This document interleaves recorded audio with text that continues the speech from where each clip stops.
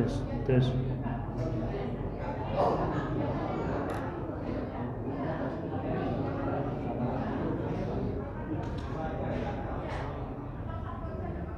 Iya dibuka.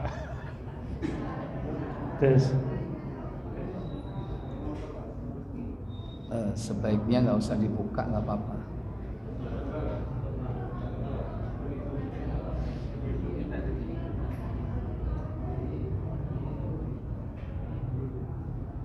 Assalamualaikum warahmatullahi wabarakatuh. Waalaikumsalam warahmatullahi wabarakatuh. Innal hamdalillah nahmaduhu wa nasta'inuhu wa nastaghfiruh wa na'udzu billahi min sururi anfusina wa min sayyiati a'malina.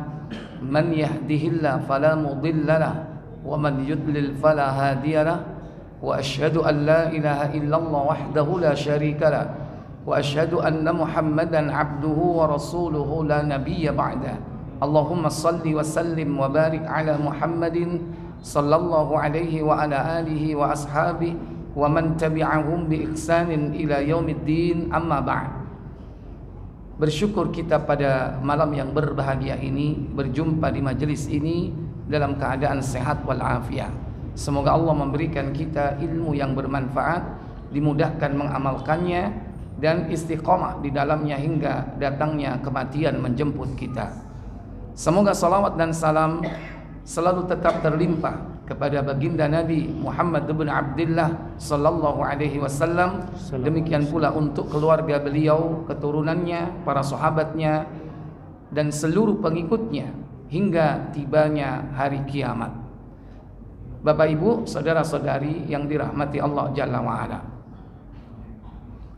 bahwa kehidupan dunia ini hanya sementara. Perjalanan kita di dunia sangat pendek sekali. Sementara perjalanan panjang kita yaitu dalam kehidupan akhirat. Maka untuk menuju kehidupan kekal dan abadi harus melalui beberapa fase. Karena manusia itu hidup 2 kali, matinya pun 2 kali. Hidup 2 kali, mati 2 kali. Kalau diurut, kira-kira yang benar yang mana Bapak Ibu? Mati, hidup, atau hidup, mati, atau mati, hidup, atau hidup, mati. Yang mana kira-kira Pak? Hah? Mati, hidup. Berdasarkan firman Allah, di mana itu? Buka surah Al-Baqarah, surat kedua, ayat 28. Allah Jalla wa Ala berfirman, "Kaifa takfuruna billahi wa kuntum amwatan fa ahyakum thumma yumitukum thumma yuhyikum thumma ilaihi turja'un." Apa kata Allah? Mengapa kamu kafir kepada Allah padahal kamu tadinya mati? Lalu Allah menghidupkan kamu, hidup. Kemudian kamu dimatikan, mati. Dan dihidupkannya kembali, hidup. Kemudian kepadanya lah kamu dikembalikan. Iya, ada 4 perjalanan fase dalam ayat ini. Mati, hidup, mati, hidup. Maka sekarang kita ini sedang apa Pak? Hidup keberapa? Kedua, ngawurai. Berarti kon nang akhirat kon. Hah? Hidup yang pertama, fase yang kedua. Berarti fase yang pertama kemarin apa? Mati. Fase yang pertama mati. Fase kedua sekarang hidup. Berarti kemarin kita pernah mati nggak? Terasa nggak kalau kita kemarin mati? Ketiadaan kita di muka bumi ini adalah kematian. Sekalipun sudah bertemu spermatozoa dan ovum ibu bapak kita menjadi zigot, berkembang dalam rahim menjadi janin, mulai dari nutfah, kemudian alaqah, kemudian mudghah, belum dikatakan hidup sebelum ditiupkan ruh. Nah, kapan itu ditiupkan ruh? Kapan? 4 apa 3? 3 apa 4? Iya. Dalam hadis disebutkan berapa hari? Buka 2272. Apa kata Nabi SAW dari Abdullah? Dari Abdullah radhiyallahu an ia berkata, Rasulullah SAW yang mutlak benar menceritakan kepada kami, sesungguhnya proses penciptaan seseorang kamu setelah berada dalam perut ibunya selama 40 hari. Arba'ina yauman nutfah selama 40 hari. Kedua, kemudian dia menjadi alaqah, segumpal darah selama 40 hari. Iya, menjadi alaqah misla dzalik selama 40 hari. Kemudian menjadi mudghah. Apa itu? Segumpal daging selama 40 hari. 40 hari pertama, kedua, ketiga, berarti 40 kali 3 berapa? 120 hari, berapa bulan? 3 apa 4? 4 bulan. Apa yang terjadi? Kemudian diutus malaikat meniupkan ruh atau jiwa kepadanya. Tsumma yursalu ilaihil malak. Diutus oleh Allah malaikat kepada janin itu. Fayanfukhu fihi ruh. Apa katanya? Kemudian diperintahkan kepada malaikat menuliskan 4 ketetapan. Bikatbin, ditulis, yakni 4 ketetapan. Apa saja? Yaitu mengenai rizkinya. Rizkihi, bikatbi rizki, rizkinya. 2, ajalnya. Wa ajali. 3, amalnya. Wa amali, amal perbuatannya. Bahkan dan celaka atau bahagia. Yang keempat, sakiyun am sa'idun, celaka atau bahagia, surga atau neraka sudah ditetapkan oleh Allah Jalla wa'ala. Berarti sudah ditakdirkan kita kemana arah hidup kita. Maka setelah itu hiduplah kita berada di dalam rahim ibu kita. Selama berapa bulan kita hidup di sana? Katanya tadi mati sebelum ditiupkan roh. Berarti berapa bulan hidupnya? Hah? Berapa? Kurang lebih 5 bulan atau 5 bulan lebih. Berarti pendek sekali. Lahirlah ke bumi ini perocot. Ya, semua bayi nangis. Setan memproklamirkan permusuhannya dengan kita. Nah, hiduplah kita di muka bumi ini enggak lama juga. Berapa tahun kira-kira? Yang jelas lebih dari di alam rahim. Berapa tahun kita hidup di muka bumi ini? Hah? Berapa? 60 sampai 70. Nabi mengatakan al-umru ummati baina sittin wa sab'ina sana. Umur umatku antara 60 70 tahun. Jarang sekali ada yang lebih dari itu. Hadis riwayat Tirmizi 2331. Jadi kita ini sudah dipatok, Pak, nggak lama. Paling tidak antara 60 70. Kalau Nabi sendiri berapa? 63. Abu Bakar As-Siddiq berapa? 63. Sampean pinten? Kak wani ngomong. Wedidil ya. Yang jelas Pak, jangan pengen berpikir untuk usia ratusan tahun. Karena tubuh kita ini didesain oleh Allah dalam usia pendek. Karena tubuh kita ini pendek. Kalau dulu Adam dicipta oleh Allah usia panjang 1000 tahun. Kenapa? Karena tubuhnya tinggi. Berapa meter? Berapa meter? 17. Yang lain? 30 meter. Yang lain? 27. Seji. Tapi yang jelas kata Nabi SAW, apa kata beliau? Baca 24, 25. Silakan. Dari Abu Hurairah radhiyallahu an ia berkata, Rasulullah SAW bersabda. Apa sabda beliau? Rombongan yang mula-mula masuk surga bercahaya-cahaya bagaikan bulan purnama. Kloter pertama. Kedua, rombongan sesudah itu lebih cemerlang dari bintang-bintang yang gemerlapan. Kemudian, mereka tidak buang air kecil dan tidak buang air besar, tidak buang ingus dan tidak meludah. Sisir mereka dari emas dan keringat mereka kesturi. Penubuhan mereka kayu gaharu yang harum. Istri mereka bidadari. Akhlak mereka sama.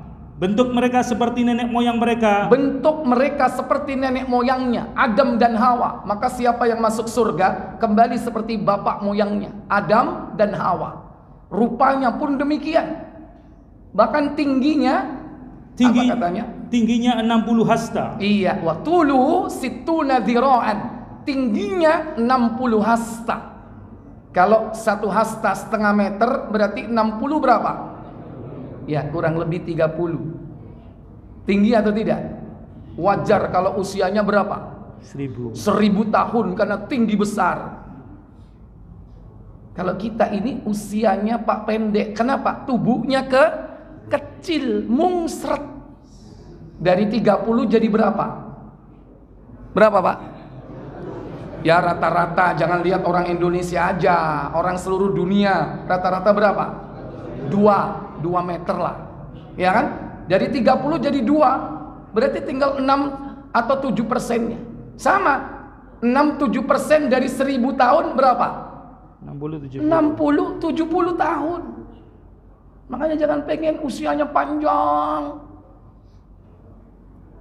Bahkan ada yang pengen usianya sampai berapa? 1000 tahun. Siapa mereka itu? Siapa mereka?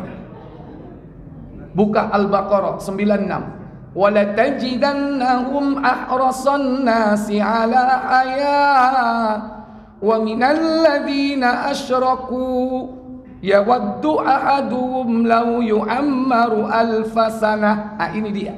Apa kata Allah?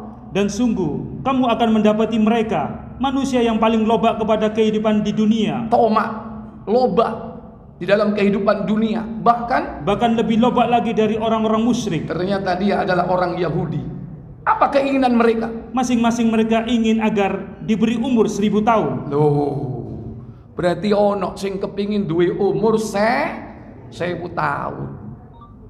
Dan niyo 1000 tahun. 100 tahun naik bungkuk apa menek 1000 melungker. Nggak bisa berbuat apa-apa.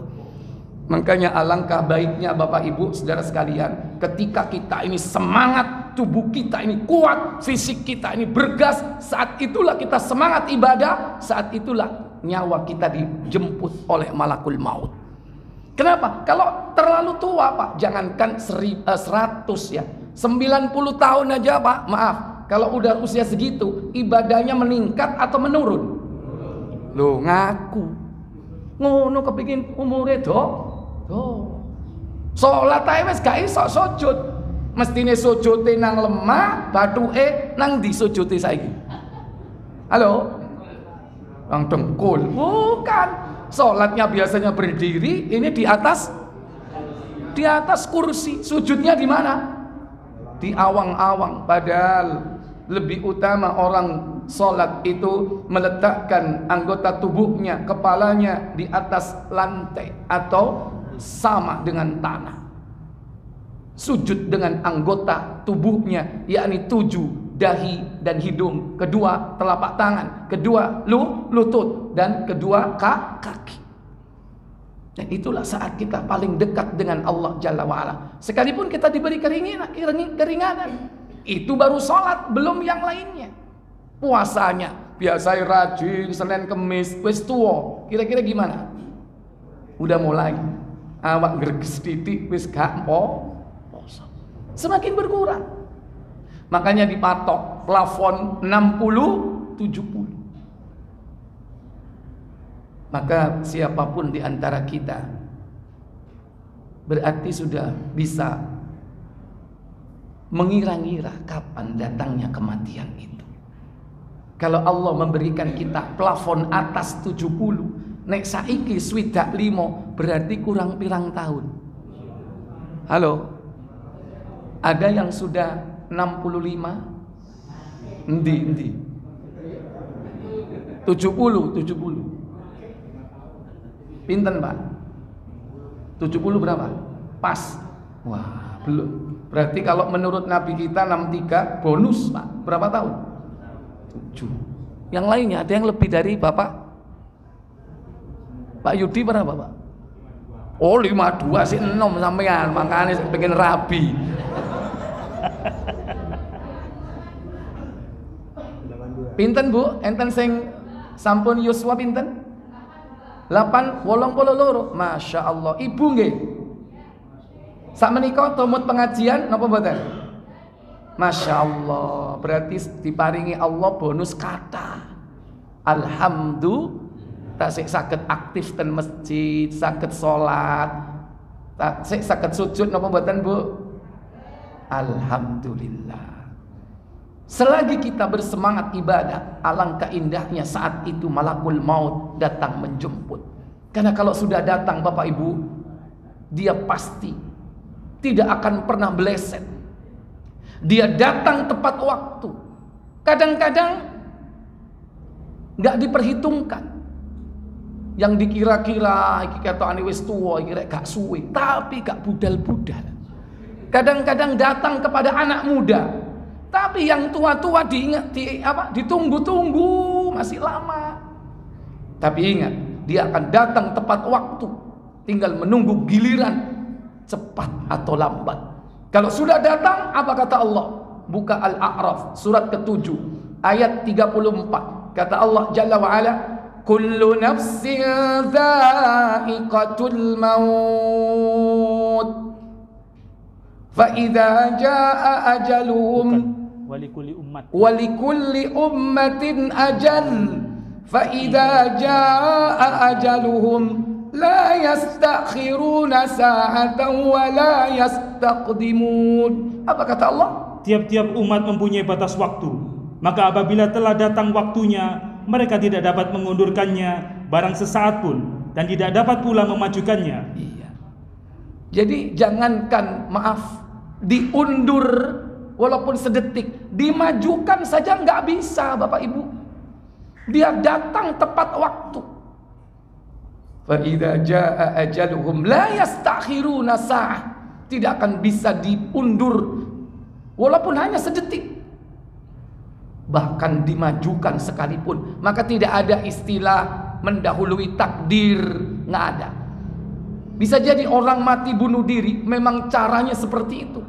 Dan memang tepat waktu malakul maut datang pada saat itu dengan cara seperti itu. Maka malakul maut ketika datang tidak ada yang bisa menghalangi.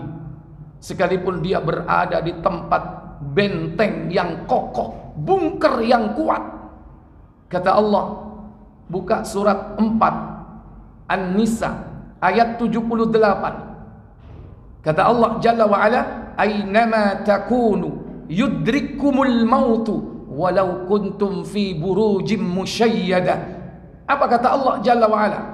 Di mana saja kamu berada, kematian akan mendapatkan kamu, kendati pun kamu di dalam benteng yang tinggi lagi kokoh. Sekalipun berada di bunker, jangankan manusia, mungkin semut saja nggak bisa masuk. Bahkan kalau masuk pun, kalau teknologi sekarang harus pakai apa? Fingerprint atau eye scanner, ya. Meskipun cara seperti itu yang harus dilakukan untuk bisa masuk ke tempat itu, ada halangan nggak bagi malaikat pencabut nyawa untuk masuk? Siapa yang mencabut nyawa yang datang? Siapa namanya Bapak Ibu saudara sekalian? Dia adalah malakul maut. Adapun Israel tidak pernah kita ketemukan dalam literatur Islam bahwa pencabut nyawa itu bernama Israel. Allah sebut dengan malakul maut. Yang Allah katakan dalam surah As-Sajdah, surah yang ke-32 pada ayat 11, Qul yatafaffakum malakul mauti alladhi wukila bikum thumma ila rabbikum turja'un. Apa kata Allah Jalla wa Ala?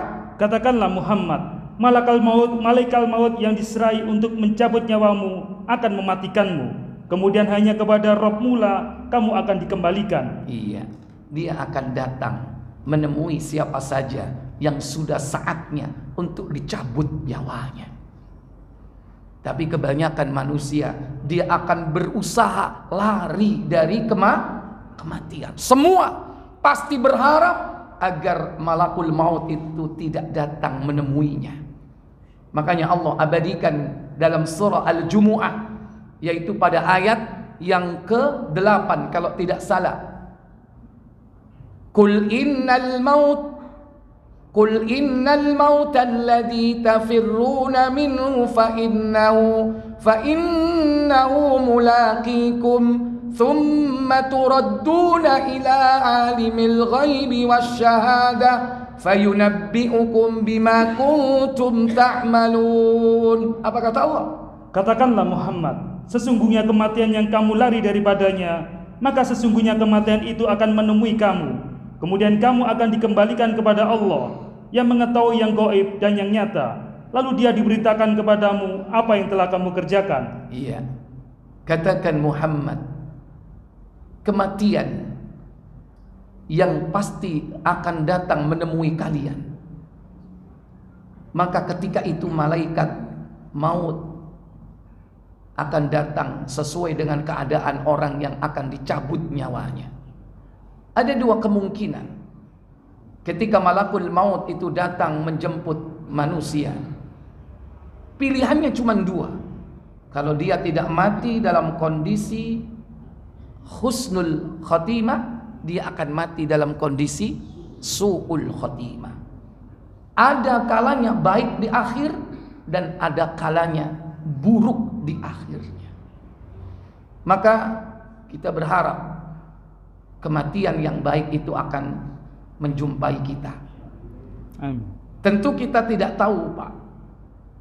Sekalipun Nabi SAW telah menyebutkan ciri-ciri bagi mereka orang yang akhir kematiannya itu baik.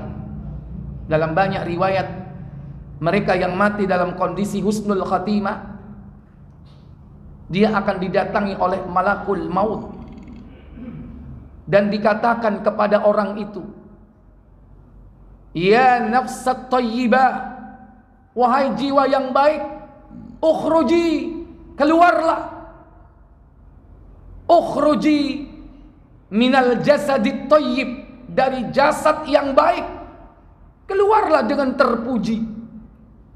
Maka diserukan oleh malakul maut terus menerus hingga ruh itu keluar.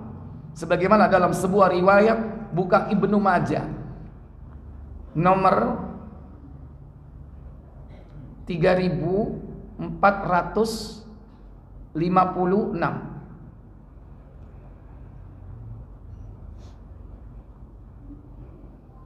Yes. Silakan. Dari Abu Hurairah radhiyallahu an, dari Nabi SAW, beliau bersabda, mayit akan ditatangi malaikat, dan jika ia adalah orang yang salih, maka para malaikat akan berkata, keluarlah wahai jiwa yang baik yang ada di dalam tubuh yang baik. Ukhruji, keluarlah, ya nafsat thayyibah, wahai jiwa yang baik, minal jasadit thayyib, dari jasad atau tubuh yang baik. Kemudian keluarlah dengan terpuji dan bergembiralah dengan kenyamanan serta wewangian dari Rob tidak murkai. Iya, ini diucapkan terus menerus. Sampai kapan?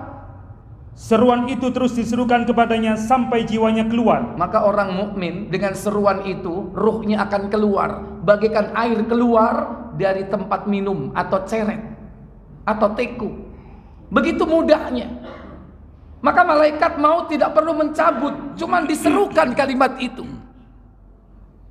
Tapi kalau orang-orang yang durjana, yang dia cinta kepada dunia, ruh itu tidak mau keluar, sehingga terpaksa malaikat maut harus mencabutnya dengan paksa. Maka tergantung bagaimana kehidupan kita, diisi dengan iman dan amal saleh, akidah yang benar, amal yang sesuai dengan apa yang dituntunkan oleh Nabi. Itulah jalan keselamatan. Maka siapa saja ketika saat itu mendapatkan kemudahan dengan ucapan yang baik, yakni qaulus tsabit, ucapan yang teguh saat kematiannya, itu salah satu di antara ciri-ciri orang yang mati husnul khatimah. Dalam riwayat disebutkan Nabi bersabda, man akhiru kalamihi la ilaha illallah dakhalal jannah. Siapa yang akhir hidupnya dimudahkan untuk mengucapkan kalimat tauhid la ilaha illallah, maka dia akan diberikan karunia surga. Itu ciri dari antara orang yang husnul khatimah. Ada lagi Nabi menyebutkan ciri dari orang yang mati dalam kondisi husnul khatimah, yaitu meninggal dengan dahinya berkeringat.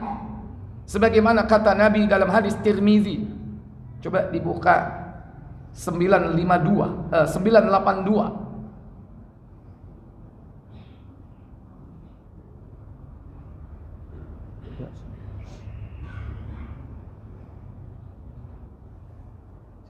Silakan. Dari Abdullah bin Buraidah, dari ayahnya, dari Nabi SAW, beliau bersabda. Apa sabda beliau? Orang mukmin akan meninggal dengan keringat yang ada di dahinya, yaitu meninggal dengan tanda kebaikan. Iya, al-mu'minu yamutu bi araqil jabin. Seorang mukmin akan meninggal dengan tanda keringat di dahinya. Bisa direkayasa enggak? Harap mati sekarat, patenono asih cek keringetan. Bisa enggak? Enggak bisa. Sedingin apapun kalau Allah memberikan tanda, salah satu karunia tandanya adalah apa? Berkeringat pada dahinya. Sepanas apapun, kalau tanda itu tidak ada, maka tidak akan ada.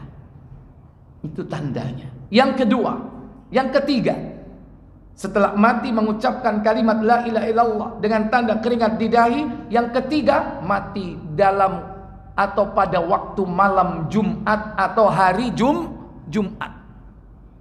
Itu tanda husnul khatimah. Buka Muslim 1074. Maaf, Tirmizi. Maaf.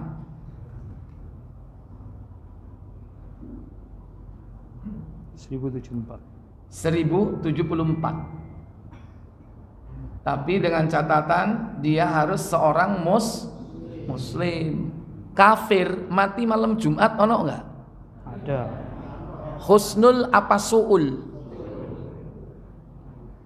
Makanya Nabi bersabda, apa kata beliau?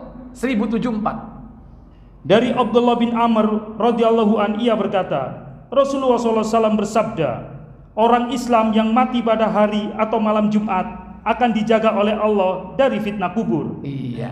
Al-muslimu, ya, atau ma min muslim, tidaklah seorang muslim, syaratnya muslim, yamutu yaumal jumu'ati au fi lailatil jumu'ah, mati pada hari Jumat atau pada waktu malam Jumat, waqahullahu min adzabil qabri, orang ini akan dihindarkan, dipelihara oleh Allah dari azab kubur. Kalau orang dipelihara dari azab kubur, Bapak Ibu, kira-kira matinya baik apa buruk?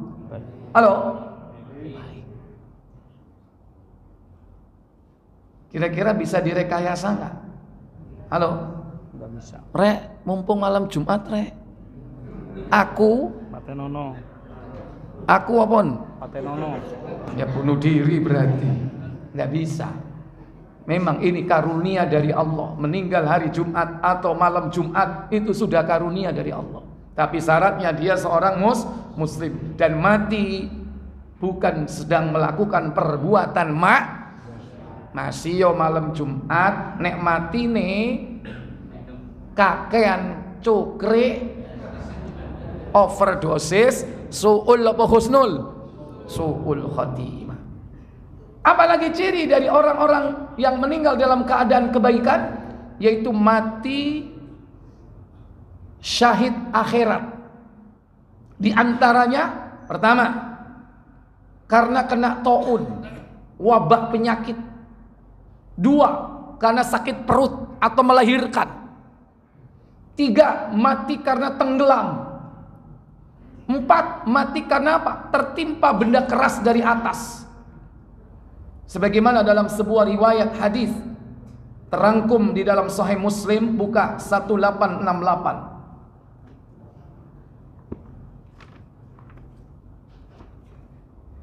1868. Silakan. Dari Abu Hurairah radhiyallahu an, Rasulullah SAW bersabda. Apa sabda beliau? Seorang laki-laki berjalan di sebuah jalan, lalu dia menemukan sebuah ranting berduri di tengah jalan. Maka disingkirkannya ranting itu dengan bersyukur kepada Allah Ta'ala. Allah mengampuni dosanya karena perbuatannya itu. Beliau bersabda pula. Apa sabdanya? Para syuhada, orang-orang yang mati syahid, ada 5. Asy-syuhada khamsun. Orang yang mati syahid ada 5 orang. Disebutkan dalam hadis ini. Siapa saja? Al-mat'un. Al-mat'un dari kata ta'un, wabah penyakit. Yaitu siapa contohnya? Orang-orang yang tewas karena penyakit kolera atau penyakit menular atau wabah. Iya, wabah atau penyakit menular. Ya, disebut dengan apa? Ta'un. Maka orang yang mati karena itu al-mat'un. Dua. Al-mabtun. Dari kata batnun, perut. Al-mabtun yaitu orang-orang yang tewas karena sakit perut atau melahirkan. iya, pokoknya dia meninggal karena sebab apa yang ada dalam perutnya. Mungkin melahirkan bagi seorang wanita, atau mungkin karena penyakit yang ada di perut. Contohnya apa, Pak? Mencret. Ono wong mencret mati. Akut. Hah? Tumor, kanker apa yang di perut, Pak? Rahim. Ya jangan rahim tok, wong wedok ket mau. Apa? Usus, apa lagi? Lambung. Pokoknya apa yang ada di rongga perut. Karena sebab penyakit itu dia sabar sampai mati dan mati dalam kondisi sebagai seorang muslim, maka orang ini termasuk syahid, syahid akhirat. Dia disaksikan di akhirat. Cuman di dunia diperlakukan seperti biasa, dimandikan, dikafani, disolati, baru dikubur. Perlakuannya sama. Itu syahid akhirat. Kalau syahid dunia dan akhirat, maka perlakuannya beda, yaitu orang yang jihad fisabilillah. Di dunia tidak perlu dimandikan, tidak perlu dikafani, tidak perlu disolati, langsung dikubur. Dia disaksikan di dunia, di akhirat pun disaksikan dalam kondisi seperti apa adanya, dengan kepala terpenggal, darah bercucuran, tangannya putus, kepalanya hancur kena mortir, kakinya hancur kena ranjau, bangkit di hadapan Allah di padang mahsyar seperti apa adanya. Darah mengalir, merah deras dengan bau kasturi. Itu syahid akbar, syahid di dunia dan di akhirat. Disaksikan di dunia, disaksikan di akhirat. Kalau yang tadi syahid hanya disaksikan di akhirat. Al-mat'un, al-mabtun. Yang ketiga, orang yang tewas karena tenggelam. Al-gharik, mati karena tenggelam. Tapi syaratnya Bapak Ibu, pertama muslim. Ini. Dan yang kedua, dia saat itu berada pada jalan ketaatan kepada Allah Jalla wa'ala. Mau pergi silaturahmi ke sanak kerabat, kena banjir, mati. Bisa jadi airnya yang datang atau dia datang ke air. Mau bekerja, mencari maisha untuk keluarganya, kecemplung sumur. Syahid nggak? Syahid.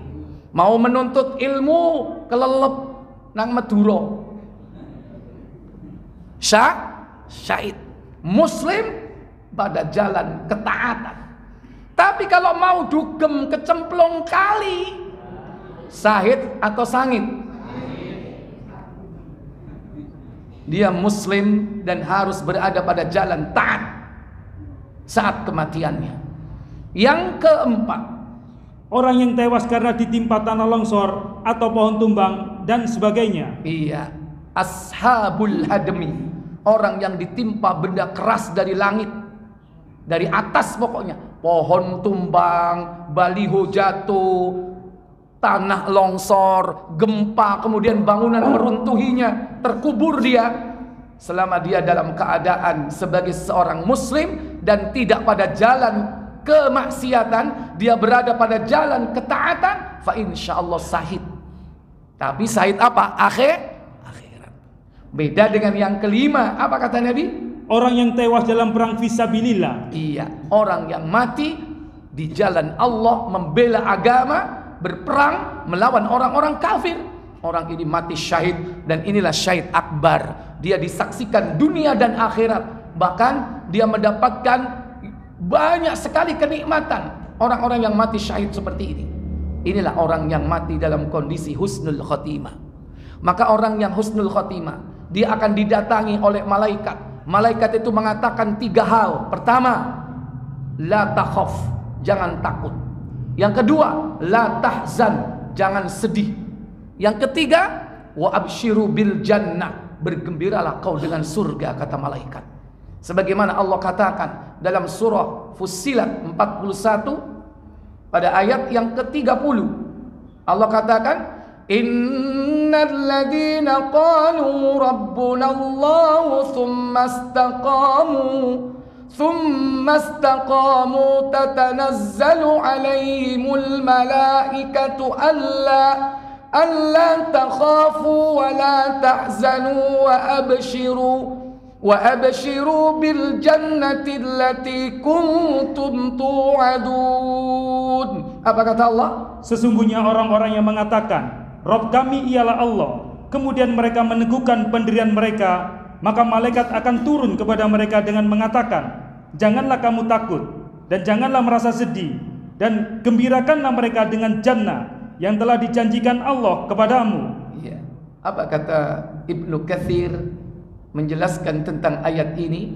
Baik, Allah katakan dalam ayat ini, innal ladzina qalu, sesungguhnya orang-orang yang mengatakan Rabbunallah, Rabb kami adalah Allah, thumma istaqamu, kemudian dia istiqomah, teguh pendirian, tatanazzalu alaihimul malaika, maka para malaikat akan turun kepadanya dan mengatakan alla takhafu, jangan kau takut, wala tahzanu, jangan kau sedih, wa absyiru bil jannah, dan bergembirakanlah dia dengan surga allati kuntum tu'adun, yang telah dijanjikan oleh Allah kepada kalian.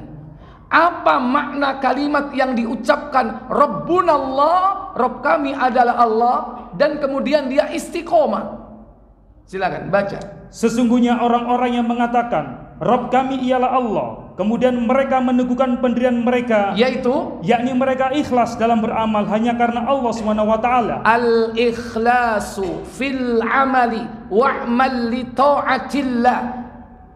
Dia ikhlas di dalam beramal, murni di dalam beramal, ikhlas.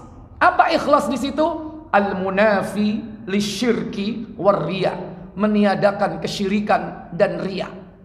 Jadi amalnya semata-mata karena Allah.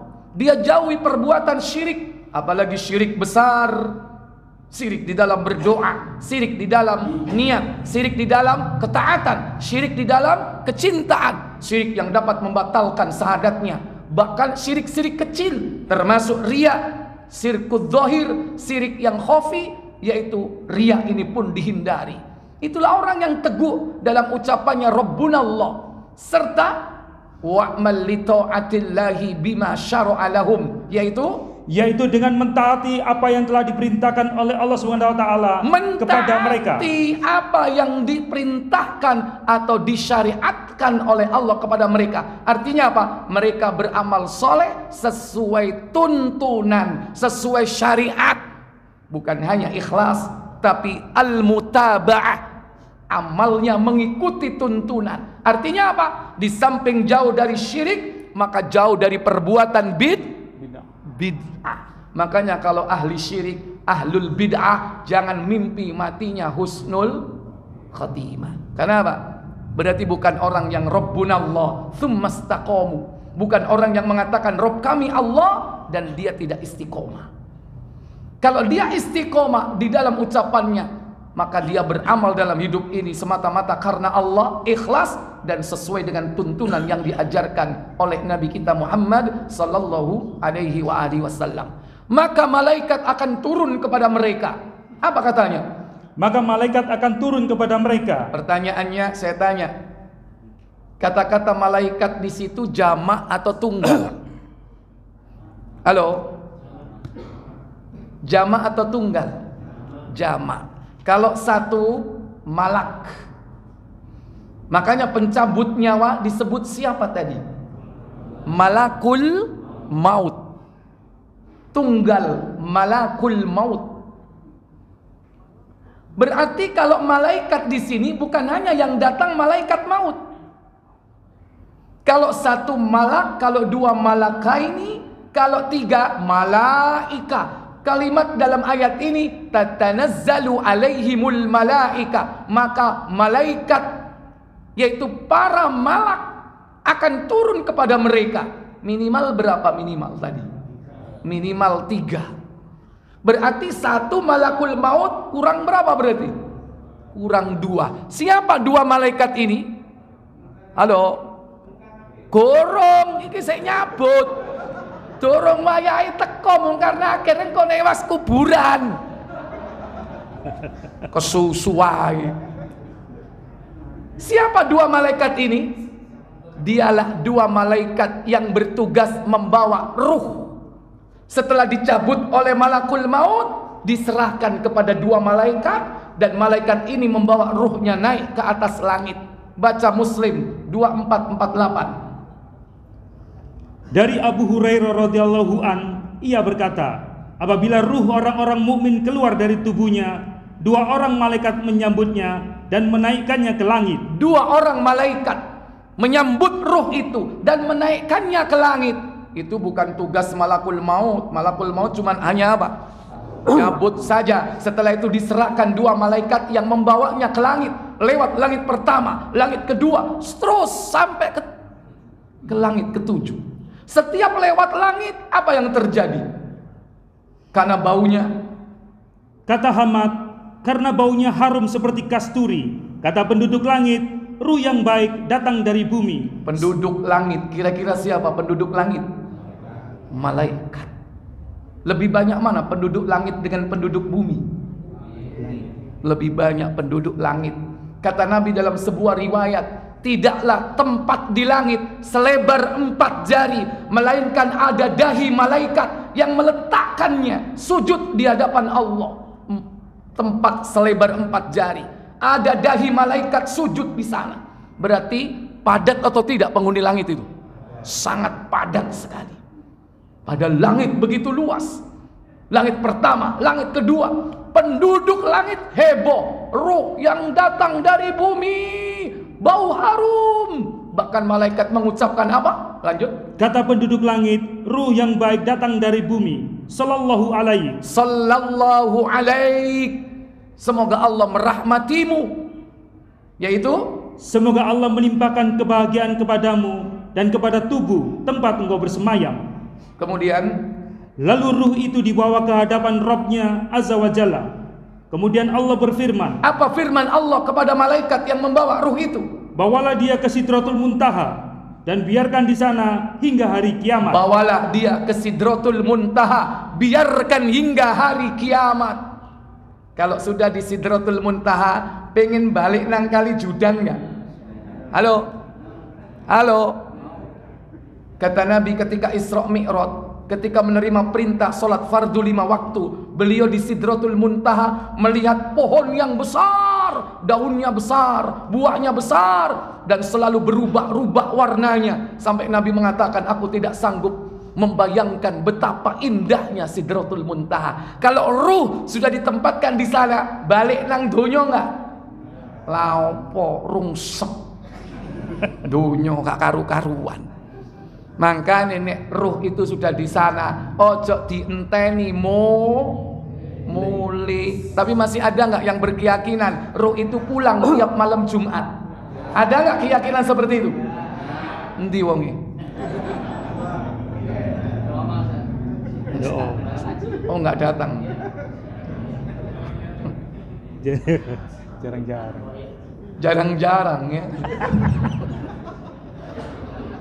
Ya, ini ruh yang jahat, yang mukmin. Demikian pula ruh yang jahat. Lanjut. Kata Abu Hurairah selanjutnya, apabila ruh orang-orang kafir keluar dari tubuhnya, kata Hamad, berbau busuk dan mendapat makian, maka berkata penduduk langit, ruh jahat datang dari bumi. Maka ditolaklah ruh ini. Lalu diperintahkan, bawalah dia ke penjara dan biarkan di sana hingga hari kiamat. Allah perintahkan ruh ini dibawa di penjara, dibiarkan hingga hari kiamat. Karena ruh orang kafir, ruh orang jahat. Disebutkan penjara, itu berarti penjaranya siapa Bapak Ibu? Penjaranya Allah. Siapa yang jaga penjaranya? Malaikat. Bisa keluar enggak? Kat, aku metu bisik mulai oleh enggak? Kira-kira dikasih waktu nggak? Seje mbek medaeng. Awan nang jero bengi sok metu nggak? Bisa nggak kira-kira? Bisa. Ya kan? Kenapa? Karena yang jaga manusia. Karena yang manusia jaga ini boto fulus nggak? Boto. Dimanapun penjara di muka bumi ini, kong kali kong bisa nggak? Nih ono apa ini? Fulus. Tapi kalau penjara Allah bisa keluar nggak? Oleh karena itu, kalau ruh itu sudah ditempatkan di penjara Allah, bisa keluar atau tidak? Oleh karena itu, nggak ada istilah ruh genta, nggak ada ruh gentayangan itu. Sampai dibujui. Ini ono oma, mari digawe bunuh diri, ada pembunuhan di sana. Kemudian banyak orang jurit kalau malam hari. Saya tanya, itu ruhnya orang yang mati atau bukan? Bukan. Roh itu suaranya siapa itu? Itu suaranya jin nggudo menungso supaya imannya lemah. Biasanya kalau rumah seperti itu regone anjlok apa mumbul? Murah apa larang? Tukuan. Masalah ini kon duwe-duwe apa enggak ngono ae. Ya kan? Makane golek ana omah-omah kaya ngono iku murah-murah. Kalau di sana itu jin, gampang enggak ngresiki? Gampang. Wocokno apa? Al-Baqarah bablas. Iya kan? Ruh kalau sudah ditempatkan di penjara, dia tidak bisa kemana-mana. Sudah azan? Ya. Baik, silakan azan dulu. Silakan. Nanti kita lanjutkan sebentar. Tanya jawab.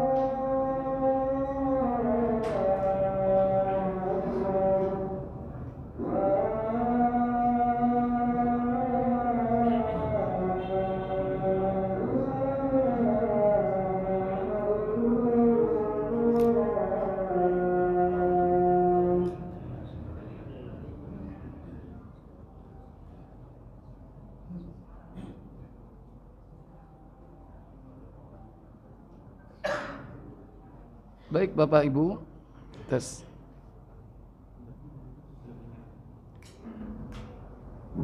Baik Bapak Ibu, saudara-saudari sekalian yang dirahmati Allah Jalla wa'ala. Kemudian kata Allah, tatanazzalu alaihimul malaikah, maka malaikat akan turun kepadanya. Kapan itu terjadi? Lanjut. Maka malaikat akan turun kepada mereka. Mujahid, As-Suddi, Zaid ibnu Aslam dan anaknya mengatakan bahwa yang dimaksud ialah di saat mereka menjelang kematiannya. Di saat mereka menjelang kematiannya.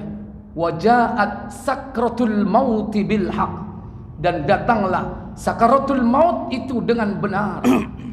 Dan itu datang pada setiap manusia.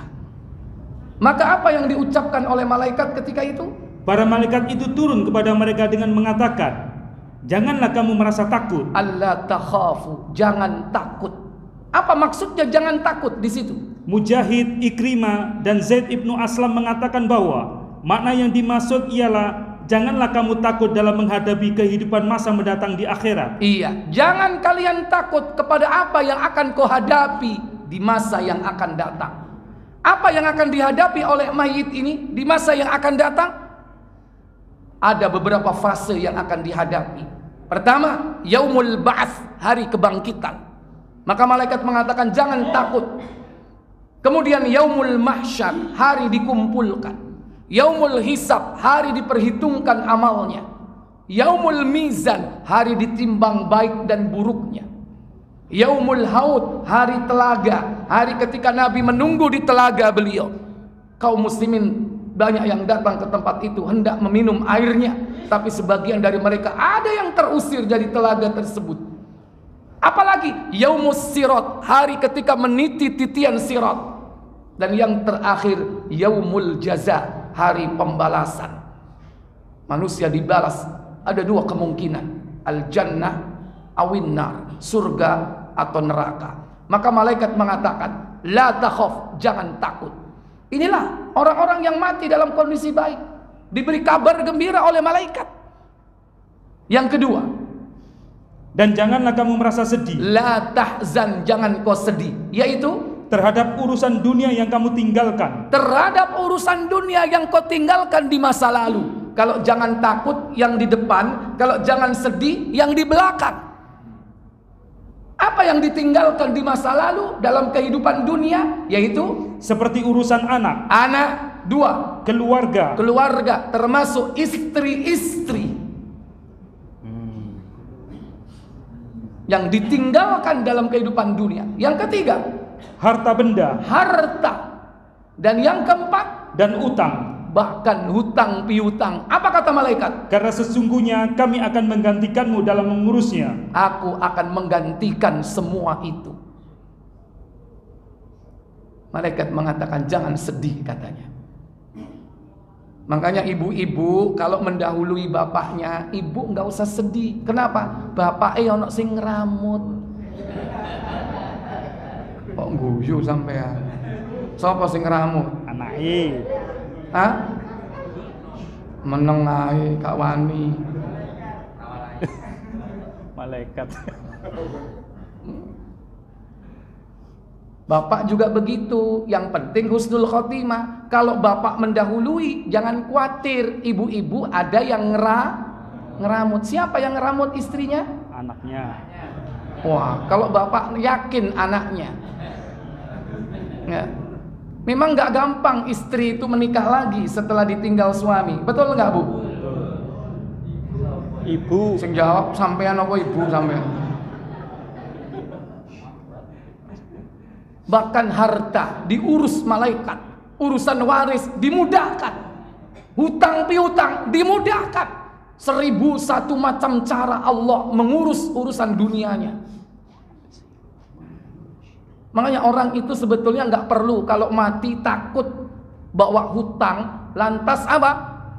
Dia bingung siapa yang bayar, akhirnya ikut asu. Aku harap ngomong apa mau ibu? Nggak perlu beli polis, ikut toleransi. Kalau mati ada yang mengkafir, nggak perlu. Siapkan diri menjadi orang yang husnul khotimah, urusan duniamu akan diselesaikan, termasuk hutang piutang. Ini konsep dalam Islam seperti ini. Dan yang ketiga, wa absyiru bil jannah. Apa katanya? Dan bergembiralah kamu dengan memperoleh surga yang telah dijanjikan Allah kepadamu. Maka ketika kabar itu datang, usailah sudah kepenatan hidup, kesengsaraan dunia, semua terbayar lunas dengan kabar gembira dari malaikat bahwa dia bakal memperoleh surga. Inilah cita-cita kita, Pak. Target kita jangka pendek, matinya husnul khotimah. Dan ini yang kita kejar. Dan inilah kesuksesan duniawiyah. Kau jadi apapun, jadi pejabat, jadi konglomerat, jadi direktur, jadi apapun sukses dunia ini, nggak ada artinya kalau matinya suul TKP, semua itu nggak ada artinya. Sekalipun hidup kita sengsara, nggak punya apa-apa, kalau kita dapat kabar dari malaikat seperti ini, tenang atau tidak, Pak? Tenang. Maka berlomba-lombalah untuk mencapai ini. Semoga kita dimudahkan oleh Allah. Amin. Baik, sebelum saya tutup, seperti biasa saya beri waktu kesempatan untuk tanya jawab. Silakan. Monggo, Pak. Ada kabar di WA itu, Pak. Di WA. Ya. Bahwa Indonesia diberikan jatah kuota 10.000 ya. Tapi tidak bisa berangkatkan karena dana hajinya sudah ditilep untuk infrastruktur. Nah, itu kira-kira nanti orang yang menilep itu termasuk husnul khotimah atau tidak? Maka itu majelis syuro.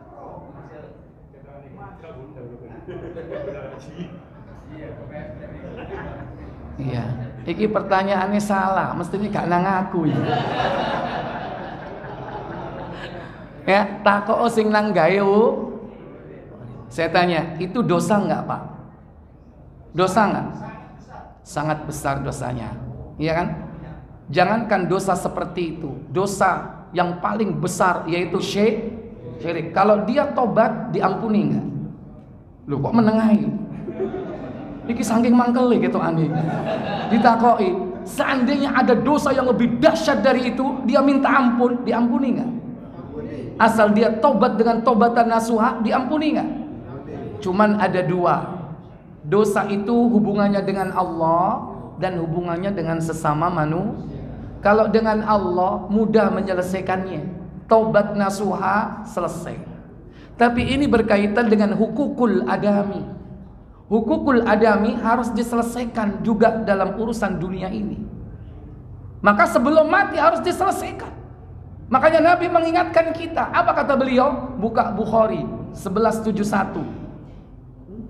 Ngelindur. Ya ini. Bukan itu KBC. Oh ini. Iya. Tak pikir yang di sini, Ustaz. Ya. Oh, kepikiran bego ya. Padahal gak kecipratan, kepikiran.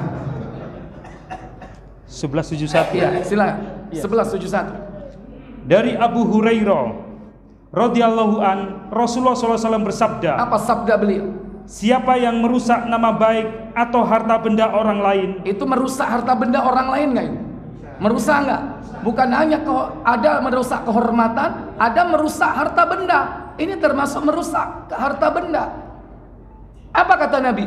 maka minta maaflah kepadanya sekarang ini. Man kana lahu madlamatun min irdihi aw min malin falyatahallalhu al-yaum, kata Nabi. Siapa yang melakukan kezaliman berupa apa? Nama baik, kehormatan, harta benda, kata Nabi, mintalah kehalalan, kerelaan sekarang juga. Berarti ini harus urusan apa? Hukukul adami. Harus diselesaikan sekarang. Sebelum apa? Sebelum datang hari di mana mata uang tidak laku lagi. Qabla ya'ti yauma la dinar wala dirham. Sebelum datang hari di mana mata uang, dinar dan dirham tidak ada lagi. Kapan itu? Yaumal qiyamah. Kalau sudah di hari kiamat, Yang ada itu adalah apa? Pahala. Fulus nggak ada, dinar, dirham nggak ada, apalagi dolar, apalagi rupiah, sudah nggak ada lagi. Yang ada masing-masing membawa pahalanya. Apa yang terjadi kalau itu? Kalau ia mempunyai amal baik, sebagian dari amal baiknya itu akan diambil sesuai dengan kadar aniaya yang telah dilakukannya. Fayakhudhu ajra amalis salih biqadarin madlamatih, maka diambillah yakni pahala amal solehnya sesuai dengan kadar kezaliman, penganiayaan yang dilakukan ketika di dunia. Makanya banyak orang bangkrut nanti di akhirat. Kenapa? Pahalane entek, digawe nyaur koyok ngono iku. Makanya hablum minallahnya harus diselesaikan dengan tobat nasuha, hablum minanasnya harus diselesaikan duwi balik. Tapi sampean kan iso bengok. Saya tanya, duit bapak ada yang katut nggak? Lah apa melok ngurus nih sampean gak ada duit? Wis urusane dhek. Ya wong sing duwe digawe lho gak bengok. Hah? Ria, maksudnya gimana? Dia nggak ngaku supaya nggak benar ria. Yang mana? Oh gitu. Ya. Dirahasiakan. Rahasia.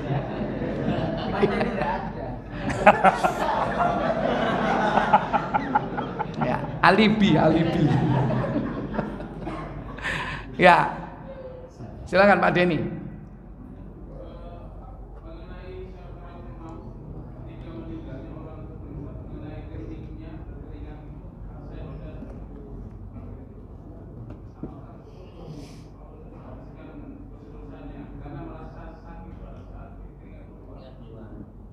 Iya. Baik, itu merupakan dampak atau efek dari ucapan qaulus tsabit, ucapan yang teguh ketika dia mati, itu dia berjuang keras untuk mengucapkan kalimat itu dan Allah mudahkan. Karena perhelatan besar terjadi saat akhir hidupnya di dunia ini. Kenapa? Syaitan sibuk memurtadkan orang ini. Maka saat itu terjadi perhelatan besar. Mungkin kita nggak tahu ya orang di sekelilingnya, tapi orang yang mau mati ini tahu apa yang ada di sekelilingnya. Yang orang lain nggak tahu. Bisa jadi syaitan datang ketika itu berusaha untuk memurtadkannya. Makanya dia berjuang dengan keras sampai mungkin dampaknya berkeringat pada dahinya. Nek mau takoki yo gak jawab. Cak sampeyan opo sumuk ta wong ademe koyo ngene meneng ini. Barangkali begitu, wallahu a'lam. Ya, itu merupakan akibat dari apa? Yakni ucapan teguh yang dia pegang teguh. Karena Allah Jalla wa Ala yusabbitullahu alladhina amanu bil qaulis tsabit. Allah meneguhkan ucapan orang-orang mukmin dengan ucapan yang teguh bil qaulis tsabit. Kapan itu? Fil hayatid dunya wa fil akhirah. Kapan fil hayatid dunya? Saat menjelang kematiannya, sakaratul maut. Wa fil akhirah kapan diteguhkan? Saat menjawab pertanyaan mungkar dan nakir. Saat ditanya di hadapan Allah di padang mahsyar, ucapannya teguh. Nah itu yang kita harapkan Bapak Ibu Saudara sekalian. Makanya mulai sekarang supaya bisa mengucapkan kalimat yang teguh, kalimat tauhid, sing elek-elek iki dihindarkan. Mulai riba termasuk meso. Lah nek hobi meso arep mati, yo meso so. Wong pendino 70 meso ni. Iya kan? Tobat Ustaz. Maka tergantung bagaimana kehidupan kita. Ya. Terakhir satu lagi, monggo. Ya, terakhir Mas. Ibu-ibu.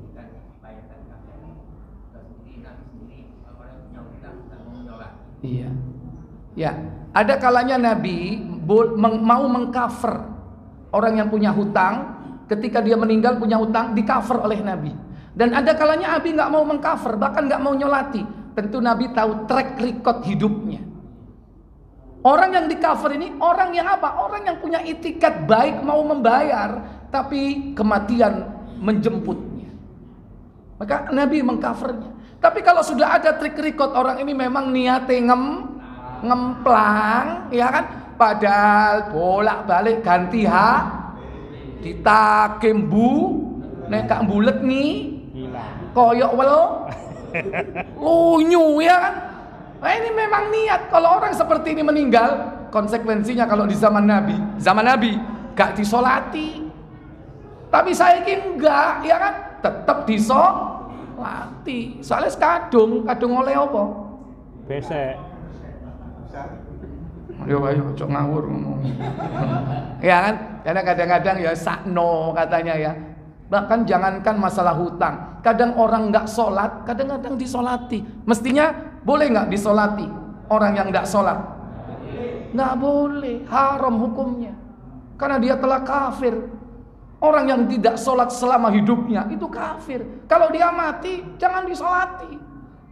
Makanya keliru slogan itu, sholatlah sebelum salah itu. Sholatlah, kalau tidak gak tak sholati. Itu yang bener ruban. Ya kayak apa dek gak sholat kok disolati. Ya, saya pikir cukup sampai di sini. Semoga manfaat. Wa akhiru da'wana subhanakallahumma wa bihamdik asyhadu an la ilaha illa anta astaghfiruka wa atubu ilaik. Wassalamualaikum warahmatullahi wabarakatuh.